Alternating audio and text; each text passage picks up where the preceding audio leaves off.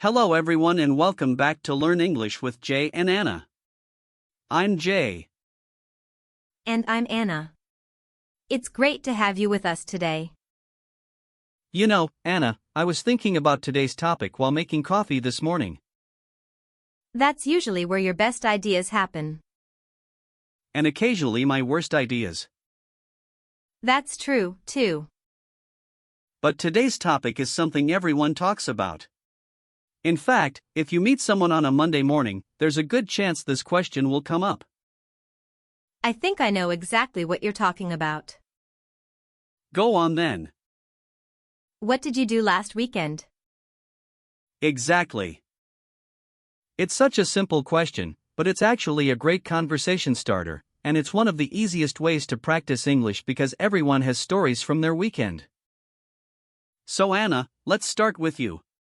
How was your weekend? It was a very interesting weekend, actually. On Saturday, my sister and I decided to take a train to a small town near the mountains. We'd been talking about doing it for months, and finally, we stopped making excuses and just went. I already like this story because it involves trains and mountains. It was a beautiful morning, too. I bought a coffee at the station. My sister bought a giant blueberry muffin. And we found seats by the window. Window seats are important. A train ride without a window seat feels wrong somehow. I completely agree. There's something relaxing about watching the countryside pass by. You don't have to do anything. You just sit there and enjoy the view. That's one reason I love train travel. It feels slower than driving, but in a good way. Exactly. We spent the first part of the journey talking about random things. Books, travel plans, food, the usual topics. The important topics. Especially food.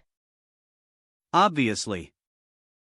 Anyway, about halfway through the journey, something very strange happened. Oh, that's never a good sign. The train suddenly stopped. Not at a station, not near a town, just in the middle of a field. My first thought would be that something had gone wrong. That's exactly what I thought. Everyone on the train started looking around trying to figure out what was happening. It's funny how people become detectives in situations like that. That's true. There was one man who immediately stood up and started looking out every window as if he was personally responsible for solving the problem. Every train has that person. Apparently, they do. So, what happened?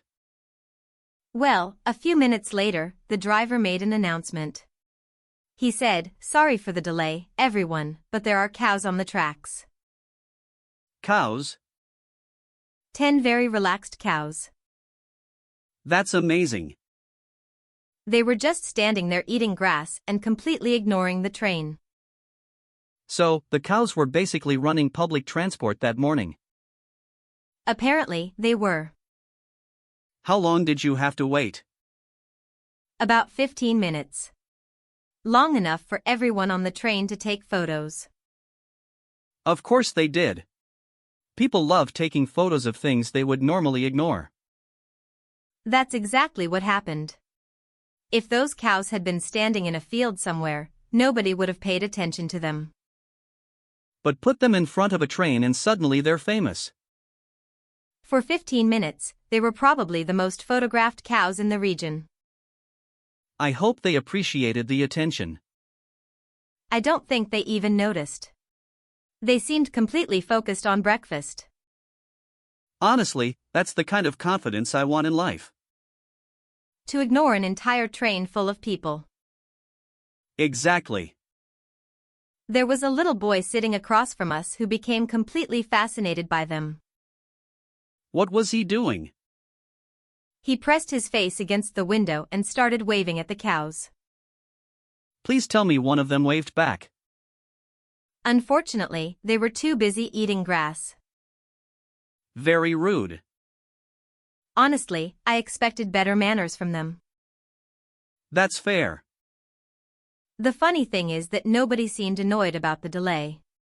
Everyone was smiling and laughing. That's rare. I think people secretly enjoyed having a story to tell later. And here we are talking about it now. Exactly. So once the cows finally moved, what did you do in the town? We spent most of the day walking around. The streets were narrow and quiet, and there were lots of small independent shops. That sounds lovely. It really was. It felt like one of those places where people weren't in a hurry. Everyone seemed relaxed. I love towns like that. My favorite part was a tiny bookstore. It was one of those places where every shelf seemed to hide a surprise. I love bookstores like that. The owner was probably about 80 years old, and he seemed to know every book in the building. That's the kind of person I want to be one day. I ended up buying an old gardening book because I want to grow tomatoes this summer. That's ambitious. We'll see. Ask me again in 3 months. I'll be expecting a tomato update. Have you ever grown tomatoes before? Not successfully. That's a very honest answer. A few years ago, I tried growing herbs on my kitchen windowsill. I bought nice pots, good soil, and even watched videos about gardening. You did the research. I did. For about 2 weeks, I felt like a gardening expert. And then? Then the herbs slowly decided they no longer wanted to participate. Oh no. I still don't know what went wrong. I once managed to kill a cactus. A cactus? Yes. A plant that's famous for surviving in deserts somehow couldn't survive in my apartment. That's actually impressive. Thank you. It's one of my less useful talents. My grandmother used to grow tomatoes every summer. Maybe that's why I want to try. Did she have a big garden? Not really. It was a small garden behind her house, but she treated it like it was a giant farm. I love people like that. She knew every plant by heart. As a child, I thought gardening was boring, but now some of my favorite memories are helping her water plants in the evening. It's funny how we appreciate those moments more as adults. Exactly. What about you, Jay? How was your weekend? Mine was a little more active. On Saturday morning, I went for a run in the park. How far did you run? About 5 kilometers. It was harder than usual because it was surprisingly windy. Wind makes everything more difficult. It really does. At one point, I felt like I was running but not actually moving forward. That's usually how I feel when I exercise. Fair enough. After that, I stopped at a garage sale on my way home. I love garage sales. You never know what you'll find. Exactly. Most of the tables had ordinary things like lamps and old kitchen equipment, but then I noticed something in the corner. Let me guess. A guitar. How did you know? Because every good garage sale story ends with a guitar. Fair point. Anyway, it was a very old guitar. The man selling it told me it had belonged to his father. Oh, that's special. We ended up talking for almost half an hour. He told me stories about listening to his father play music when he was a child. I love conversations like that. Sometimes people carry amazing stories around with them and you only discover them if you stop and talk. Exactly. I bought the guitar and spent most of the afternoon cleaning it. Can you actually play the guitar? A little. That sounds suspicious. I know enough to impress people who know nothing about guitars. That's a very specific skill. It has taken years to develop. Did you ever take lessons? For a few months when I was younger. The problem is that I learned the beginning of lots of songs instead of learning entire songs. I think a lot of people do that. So now I know the first 20 seconds of about 30 songs. That's actually hilarious. It sounds impressive until someone asks me to continue. Then the performance ends abruptly. Very abruptly. What did you like most about that guitar? Honestly, it wasn't the guitar itself. It was the story behind it. The man clearly loved talking about his father, and it felt like he wanted someone to appreciate the instrument. That's beautiful. It reminded me that old objects often carry memories with them. That's true. Sometimes a photograph, a book, or even a guitar can tell a whole story. Exactly. So, after spending the afternoon cleaning your guitar, how did Sunday go? Sunday was family day. I went to my parents' house for lunch. Who was there? My parents, my brother, and my nephew Leo. He's 4 years old and has enough energy for 5 people. That sounds about right. We played soccer in the backyard and somehow he never seemed to get tired. Children have a completely different relationship with energy. They really do. After about 40 minutes, I was ready to sit down and drink water. Leo looked ready to play another match.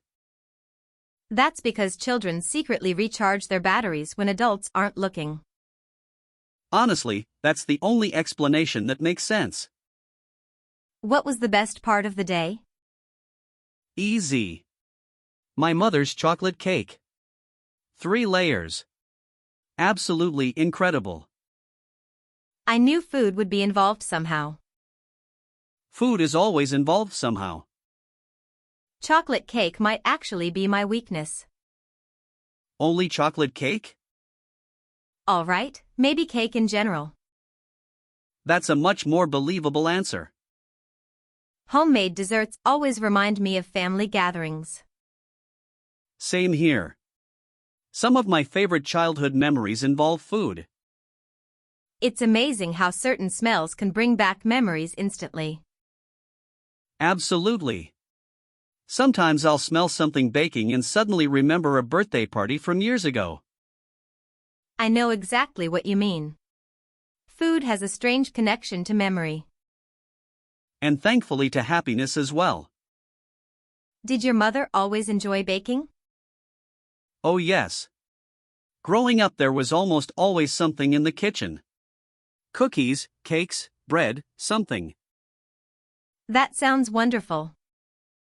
It really was. I think that's why family meals are still important to me today. I feel the same way. It's not really about the food. It's about everyone sitting down together. Exactly. Do you have any plans for next weekend? Actually, I do. A friend is moving to a new apartment and I've been recruited because I own a car. Ah, yes. The classic mistake of owning a vehicle. Exactly. The moment people discover you have a car, you suddenly become everyone's moving company. At least you're getting pizza out of it. That's true. He's promised pizza afterwards, so I'm willing to help. Pizza is a powerful motivator. What about you? I'm going to a photography exhibition with a friend. After that, we're planning to try a new Italian restaurant that everyone keeps talking about. Art and pasta. That sounds very Anna. I'll take that as a compliment. Do you take a lot of photographs when you travel? Probably too many. I think everyone says that. The problem is that every photo feels important when you're taking it. Then 6 months later, you're scrolling through 40 nearly identical pictures of the same building. Exactly. I still enjoy looking through old photos, though. Me too. Sometimes they remind you of details you've completely forgotten. That's true. A single photo can bring back an entire day. Or even a feeling. That's probably why photography is so popular. I think so. It's a way of saving moments before they disappear. You know, listening to all these stories today makes me realize how important weekends are. I agree. They're not just a break from work. They're a chance to make memories. When I look back on my favorite weekends, it's never because something extraordinary happened. It's usually the little things. Exactly. A good conversation, a great meal, a funny story, or spending time with people you care about. Sometimes the simplest moments become the most meaningful memories. And after hearing both of our stories today, it definitely proves that point. It really does. Most of the memorable moments aren't planned. They're just the little surprises along the way. Like cows stopping a train. Or finding a guitar with a story behind it. Exactly. Now, we'd love to hear from you. What did you do last weekend? Tell us about one interesting moment, even if it seems small. Sometimes the smallest stories are the best stories. Thanks for spending some time with us today. Take care and we'll see you in the next conversation.